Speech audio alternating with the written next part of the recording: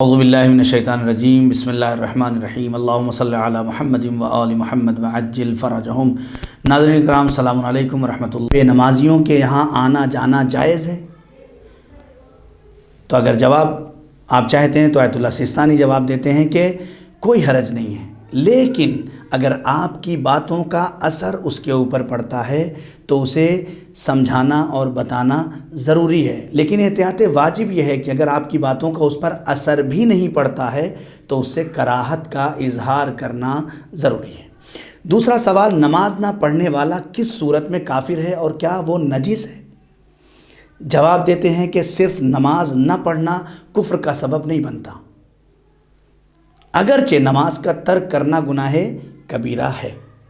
پھر سوال ہوتا ہے کہ کیا بے نمازی کے گھر میں کھانا کھانا اور نماز پڑھنا جائز ہے؟ بہت سارے سوالات اس طرح کے ہمارے معاشرے میں ہیں کہ بے نمازی گھر میں کھانا کھانا چاہیے یا نہیں کھانا چاہیے، اس کے گھر میں نماز پڑھنا صحیح ہے یا نہیں صحیح ہے۔ آیت اللہ سیستانی سے بھی یہی سوال کیا گیا کہ کیا بے نمازی کے گھر میں کھانا کھانا جائز ہے اور اس کے گھر میں نماز پڑھنا صحیح ہے؟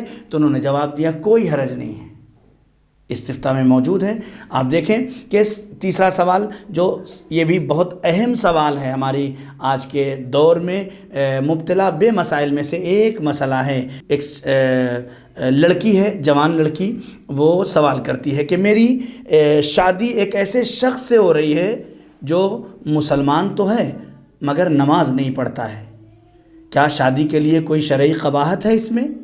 جواب، اگر انحراف اور گمراہی کا خوف ہو تو جائز نہیں ہے شادی کرنا ایسے شخص سے۔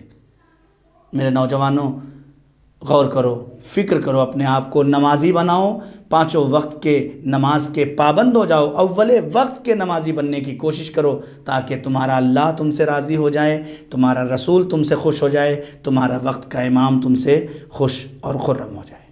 والسلام علیکم ورحمۃ اللہ وبرکاتہ۔